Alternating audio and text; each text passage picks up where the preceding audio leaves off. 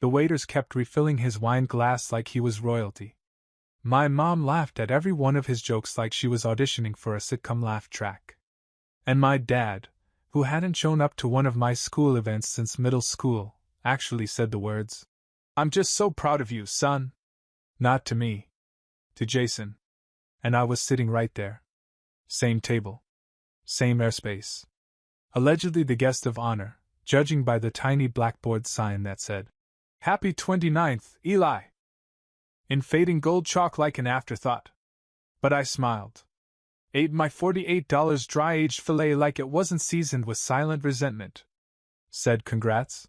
When they toasted Jason's new job as regional marketing director like it didn't land like a punch to the ribs.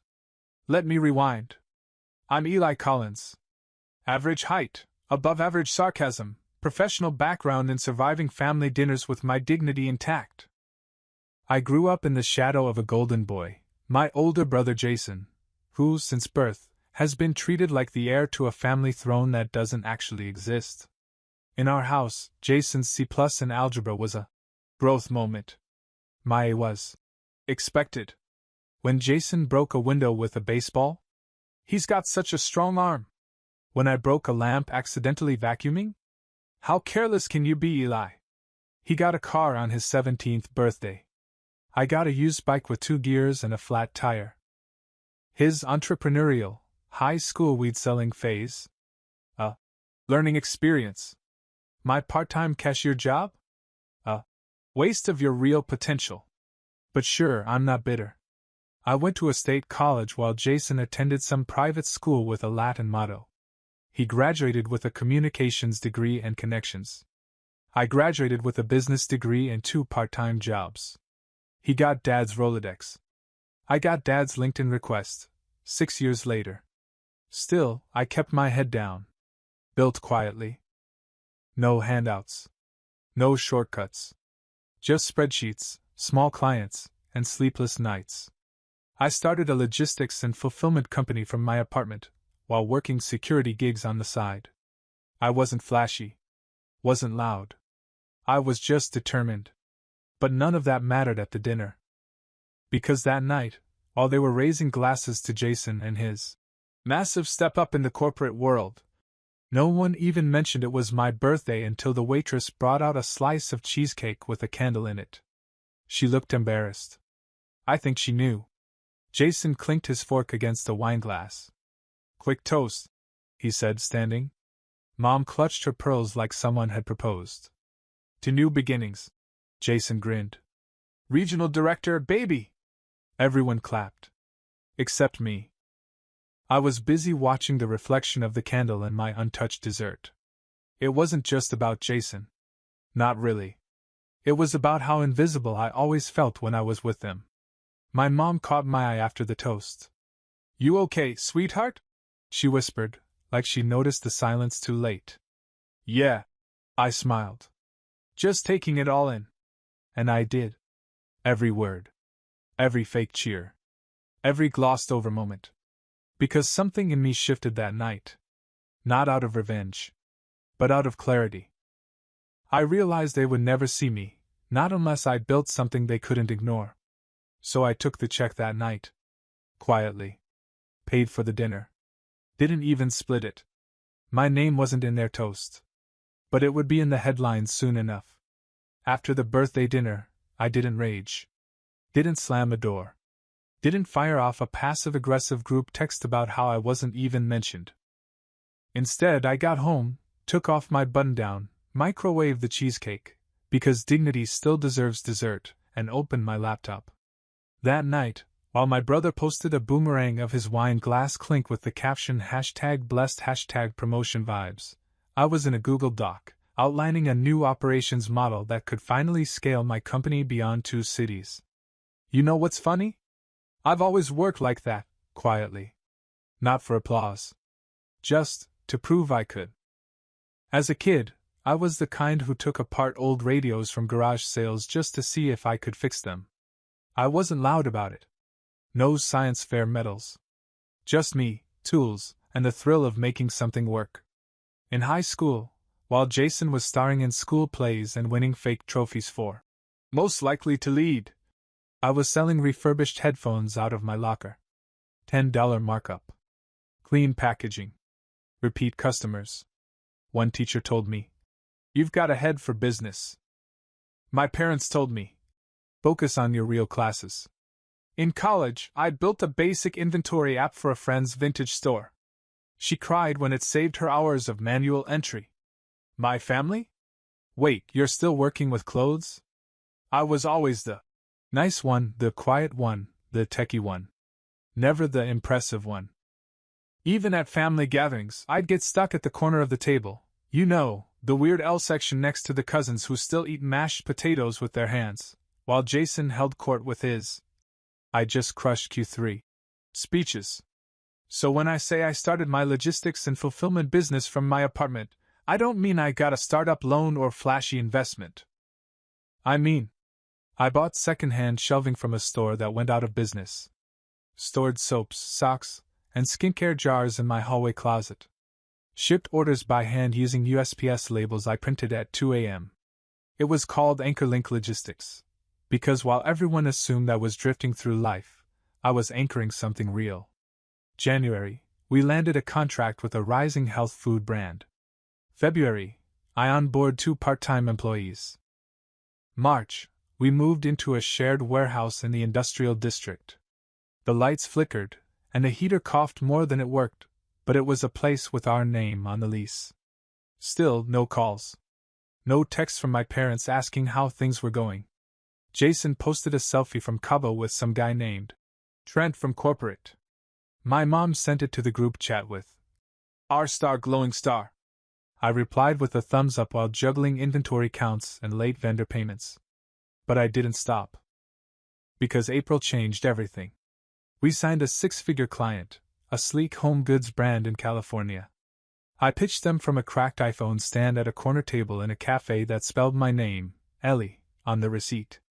They signed. Paid the deposit same day. I just stared at the screen, blinking. No champagne. No announcement. Just a quiet fist clench and back to work. That week, I hired full-time staff. Got proper insurance. Leased actual pallet racks instead of the plastic kind that buckle under pressure. And most importantly, I booked a venue. Not for a party. Not yet. For a company gala, our first ever. A thank you to my scrappy team, our growing partners, and the dream that started in a studio apartment next to a leaking radiator. The location? The same upscale steakhouse where my family toasted Jason while forgetting it was my birthday. It was available. I laughed out loud when I saw the date. The owner remembered me, too. "Oh yeah," he said on the phone. "You were at that family dinner, right? Quiet guy at the end?" "That's me," I said. "You paid the whole bill that night." "I did." "Same guest list this time?" I smiled. "Not exactly." And somewhere in the back of my mind I wondered, would they notice this one? Even if they weren't invited? Planning a gala sounds glamorous, until you're arguing with a vendor about why $900 for chair covers sounds more like a hostage demand than a rental price. But I was weirdly into it. This wasn't a flex. It wasn't revenge. It was just a declaration. A thank you to the people who helped me build something from scratch, who saw me, even when my own family didn't. We'd grown fast. From 2 part-timers to 6 full-time employees. From my apartment to a warehouse with our names stenciled on the door. From duct-taped shipping boxes to polished workflows and brands that actually trusted us. So yeah, the moment felt big. I reserved the private room at the same steakhouse, the one where my birthday was hijacked by Jason's promotion. It wasn't planned as a symbolic move, but once I saw the name on the venue calendar, I couldn't not book it. The coordinator recognized me. "Oh yeah," she said, scanning her notes. "You were the one who paid the check that night, right? Birthday, but everyone was talking about your brother's new job?" "Yup," I said. "Same room. Just different energy this time." The invitations were digital, clean, minimalist. Our logo. A quote about perseverance. No guest of honor, just a list of names that deserved to be there. I stared at the draft for too long. There was a moment, just a flicker, where I hovered over my parents' emails. My fingers rested on the keyboard like they were waiting for permission. But the feeling passed. I deleted the field and hit send. As we got closer to the date, the buzz started growing. Clients were excited. Vendors were asking if they could bring plus ones. My warehouse manager, the guy who used to joke that we were just fancy mailmen, ordered a custom blazer. It felt like momentum. And yet, it was surreal. Because just a year earlier, I was at this same place eating overcooked steak while watching my family toast to Jason as if I didn't exist. I thought about that night. About how, when Jason finished his speech, Dad clapped like he was announcing the second coming. About how Mom wiped a tear and whispered, "You've always been destined for greatness." To him. Not to me. I remembered the way they all took pictures with him after, even asked the waitress to take a group shot. No one asked me to join. I ended up standing by the bar, pretending to answer emails. So no, this gala wasn't a revenge tour. It was closure. I didn't need their approval anymore. But families? They sniff out relevance like bloodhounds. 2 weeks before the event, my cousin Emily texted. "Wait, are you the Eli behind AnchorLink? Jason said something about a gala?" I blinked at the message. Jason mentioned me? Apparently, he'd seen a LinkedIn post. One of his college buddies worked for a retail startup that partnered with us. Jason saw the brand shout us out and went, "Wait, that's my brother's thing?" Soon after, my family chat started buzzing in strange ways. My aunt texted, "So proud of you!" out of nowhere. We hadn't spoken since 2018. My mom commented, "Love this," on a random graphic I posted that said, "Shipping delays are a mindset." Jason sent a thumbs up. Just thumbs up. No words. No context. A digital cough. I didn't reply. Then came the kicker. My dad called. We hadn't spoken in months, maybe more. He always treated me like the polite background character in a sitcom he was too busy to watch. I didn't pick up. He left a voicemail. "Hey bud, just wanted to check in. Heard something about an event? Thought maybe we could grab coffee sometime. Would love to catch up." The voice was nervous. Hopeful. Like someone who just realized the person they forgot to applaud had gone, and built a stage. I didn't respond. But I saved the message. Something told me it wouldn't be the last time they reached out. And when they did, they wouldn't be walking through the front doors. They'd be standing behind glass. Looking in. The night of the gala, I showed up an hour early, partly to make sure everything was perfect, mostly because I didn't trust myself not to spiral if I had downtime. The restaurant looked completely different now. Dark wood polished to a gleam, warm ember lights glowing like it was a movie set. Tables dressed in matte black, silverware aligned like soldiers, menus embossed with AnchorLink logistics in clean serif font. A far cry from last year's family dinner, where I sat at this exact table and watched everyone raise a glass to my brother while my cheesecake melted under a candle no one lit. Now, I was the one being toasted, even if I hadn't written the speech yet. I exhaled. Checked my reflection in the window. Straightened my tie. Tonight wasn't about revenge. It was about recognition, not from them, but from myself. From the people who saw the late nights, the duct-taped shelves, the stubborn will that held the business together when the money didn't. The first guests arrived at 6:45 p.m. Vendors. Clients. A few industry friends who used to ignore my emails and now RSVP'd with, "Can I bring someone?" One woman, the operations lead from a big tech supply chain firm, walked in, scanned the space, and muttered, "Wow. You guys did this?" We did. My team showed up glowing. Button-downs pressed, shoes shined, like this was their red carpet. It kind of was. The energy buzzed, not loud, but warm. Grounded. We weren't flashy. We were the company people underestimated, until we delivered. At 7:15 p.m., the photographer asked for a group shot. I stood in the center, flanked by people who'd believed in this scrappy dream of mine before it was cool. Someone raised a toast. Someone else clinked to glass. The jazz trio in the corner played misty like it was composed for us. Then it happened. I turned toward the front windows, the ones facing the sidewalk and the soft-lit patio hedge line, and there they were. My family. Just standing outside. Mom. Dad. Jason. Not inside. Not in line. Not holding coats or flowers or even questions. Just watching. They weren't dressed for a formal event. Jason wore rolled-up sleeves and loafers with no socks. My mom held her purse like a shield. My dad had his hands in his pockets like a man who walked into a situation 3 beats too late. For a second, I wondered if I was hallucinating. But then Mom stepped closer to the glass. Jason shifted awkwardly. Dad muttered something I couldn't hear. His mouth barely moved. They didn't knock. Didn't wave. Didn't try to come in. They stood there like museum visitors peeking in at a world they never expected me to be a part of, and definitely didn't build. And I didn't move. Didn't smile. Didn't even blink. Instead, I turned back to the room. Lifted a champagne glass. Tapped it with a fork, gently, once, twice. The jazz stopped. Conversations fell into silence. Every face turned toward me. I cleared my throat. My hand trembled slightly, but I gripped the stem tighter. I looked down at the paper I hadn't written. Then looked up. The speech wasn't for them. It was for everyone else. The ones in the room. I didn't plan on giving a speech. I had bullet points scribbled on the back of a napkin. Stuff like, thank the team. Shout out warehouse crew. Tell the shrimp story. But when I looked up and saw a room full of people who helped build this thing with me, people who saw me when my own family didn't, the words came on their own. I cleared my throat and spoke. First of all, thank you all for showing up.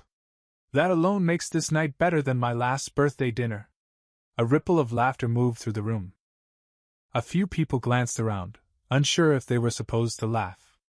Someone near the back said, "Oh no, he didn't," under their breath. "I'm kidding. Kind of." More laughter now, that warm kind. Real. When I started AnchorLink, I didn't have a business degree. I didn't have investors. Heck, I didn't even have proper shelving. I was literally packing boxes next to my radiator, fighting off a silverfish infestation and wondering if anyone would ever care what I was building. Some chuckles. Some wide eyes. I looked over at Tasha, one of our first clients. She nodded like, yep, I remember the early label mishaps. I didn't build this company to prove anything. I built it because I got tired of asking for a seat at the table. So I built my own. The room went still. Not dramatic, just thoughtful. I let the pause hang, and for half a second, I looked toward the window. They were still there. My mom, standing with her arms crossed tightly. Jason, hands in his pockets, shifting from one foot to the other. My dad staring through the glass like the reflection didn't include him anymore. But I stayed with the speech. This team, the one in this room, is the reason we're here. I've watched you reroute 200 orders during a snowstorm, hack together a barcode system in a weekend, and solve problems I didn't even know we had. You've made logistics look like magic. I smiled at Danny, our ops manager, who mock curtsied from the corner. And when things were rough, when we were one invoice away from collapse, you stayed. That kind of loyalty doesn't come from salaries or fancy job titles. It comes from shared belief. From grit. From way too much bad coffee. The room chuckled again, louder this time. I used to think success looked like what I saw growing up: suits, titles, parties with long speeches and champagne. There was a flicker of something behind the glass. Jason turned away slightly. But now I know. It looks like all of you. It looks like calluses and spreadsheets, like fixing printers at 2 a.m. and laughing when the Wi-Fi cuts out during a client pitch. I took a breath. Held my glass higher. So here's to the people who didn't just believe in the dream, they carried it.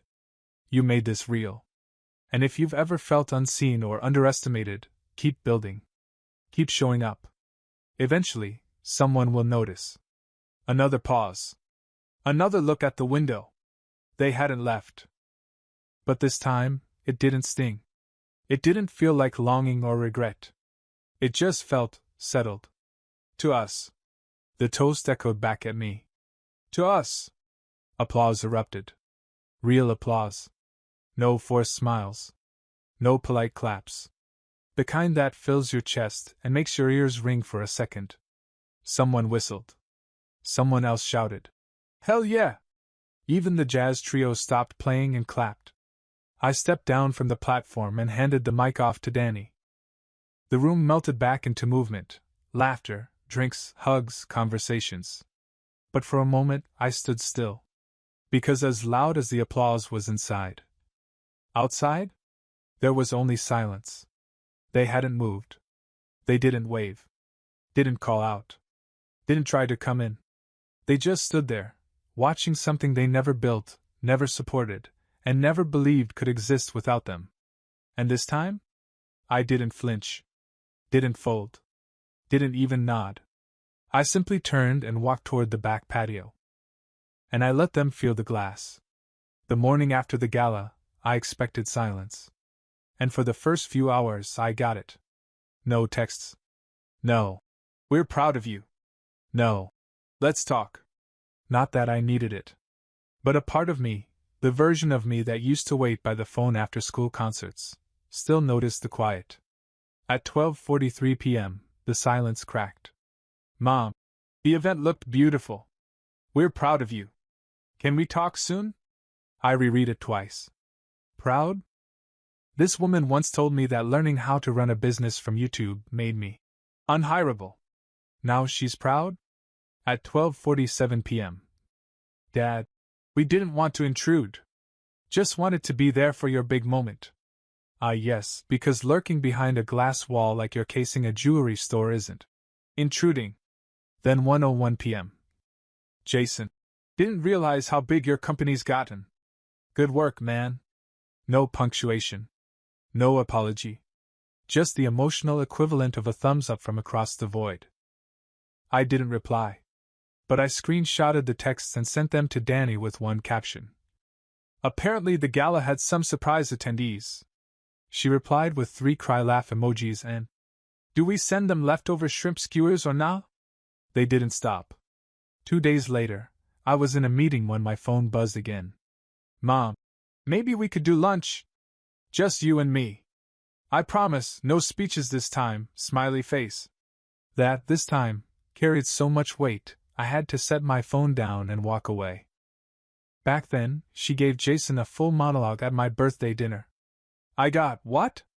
A candle? Can you cover the bill, sweetie? Now she wants lunch. Dad, I know we haven't always understood what you were building, but we're trying now. I read that 3 times. Not. Sorry. Not. We messed up. Just. We're trying. Trying what? The new guilt flavor of the month? Jason. I told them not to show up, man. They dragged me along. You crushed it, though. I almost laughed.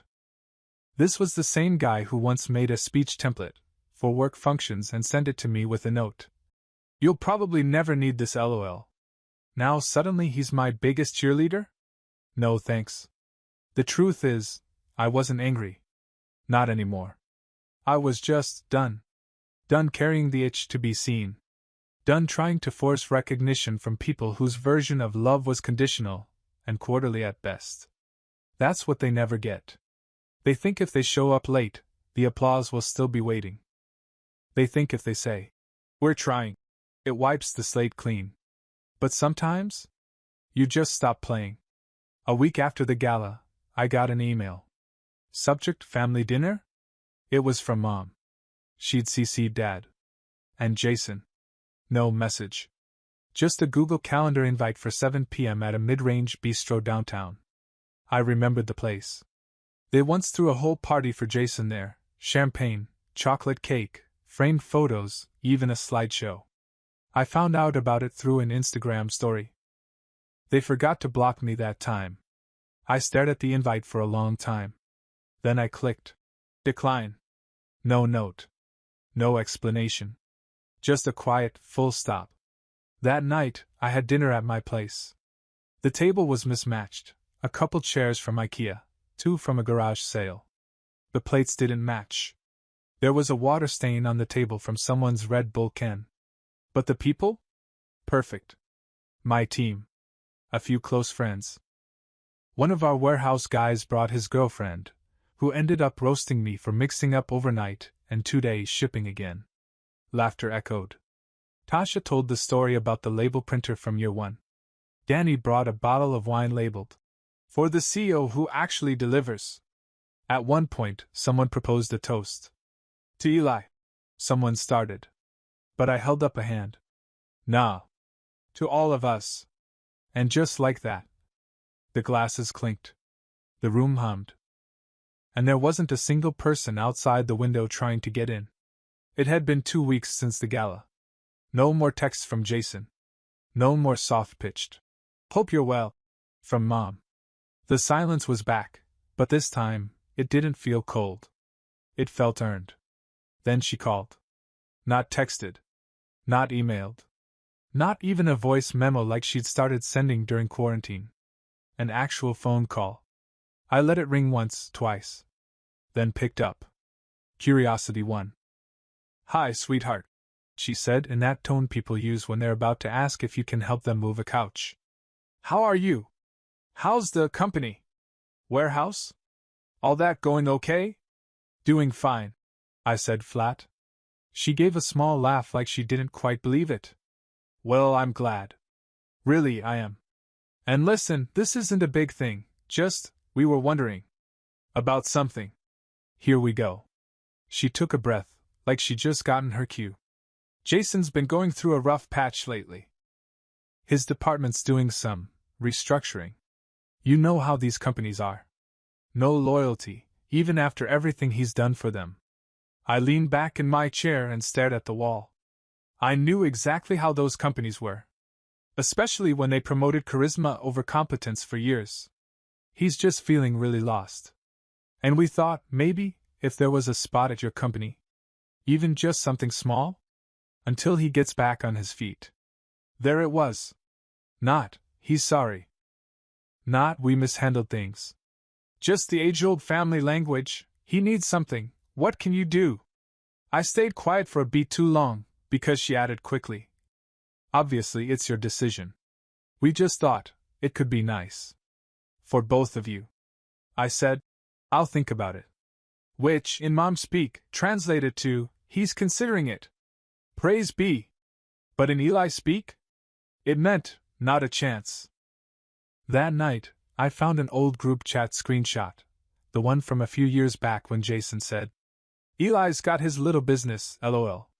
Let's hope he doesn't accidentally ship himself in a box." Everyone had reacted with a laughing emoji. Everyone, except me. Back then, I'd stared at it for an hour, debating if I should defend myself or just leave the chat. Now, I was writing his rejection letter. Subject, Employment Inquiry. To Jason. CC Mom, Dad. Hi Jason. Thanks for reaching out via Mom. I've reviewed our current staffing needs, and unfortunately there aren't any open roles that would be a fit. Best of luck with everything going forward. Sincerely, Eli. CEO, Anchorlink Logistics. No flourish. No salt. No second chance. Just facts. Just closure. An hour later, Jason texted. Jason. Wow. Cold. No punctuation. Just those 3 words. I stared at the screen. This from the guy who once told me I'd probably be a great assistant manager someday, somewhere. This from the brother who made a toast at my birthday dinner and didn't even mention I was in the room. Now I was cold? No. I was clear. There's a difference. That weekend, I had to drive past my parents' house. It wasn't planned. I was heading to a client meeting on the other side of town, and the highway detoured through my old neighborhood. Same cracked driveway. Same faded welcome mat. For a second, I slowed, not to stop, just to see. Mom was outside watering the hedge. Dad sat on the porch looking at his phone. Jason's car was in the driveway, the one they helped him buy when he needed mobility for his career. I drove past without waving. I didn't even make eye contact. But I did glance in the rearview. And for the first time in years, there was no ache. No tightness in my throat. No voice whispering, "Maybe if you gave them one more chance." There was just peace. They could call it cold. They could call it pride. But I called it finally being done begging people to see me, when I'd already built a life full of people who did. A month later, I got invited to another event. This time, not mine. The same venue. Same room. Same tables. But this one was a corporate networking night for local business owners, hosted by the Chamber of Commerce. Anchorlink was now a key sponsor. Funny how things turn. I arrived a little late, no speech this time, no cameras. Just a handshake, a seat, and a little name tag that read, Eli Walters, CO. I was halfway through a plate of grilled asparagus when I noticed a couple walk past the windows outside. They were peering in. Curious. Hesitant. It was my mom and dad. Jason wasn't with them. I don't know if they meant to be seen this time. They weren't waving. They weren't smiling. Just standing behind the glass again, like they didn't know how to come in, or if they were even welcome. And I didn't stand. I didn't wave. I didn't nod. I simply reached into my jacket pocket, pulled out a small envelope, and handed it to one of the event coordinators. Inside was a donation check, enough to sponsor 5 new local business grants under Anchorlink's name. "Want me to announce it?" she asked, eyes wide. I smiled. "No. Just post the winners later." Then I raised my glass toward the window, just high enough. Not a toast. Not an invite. Just a subtle signal. And then I turned away. Because some stories don't need a reunion. Some just need a better ending.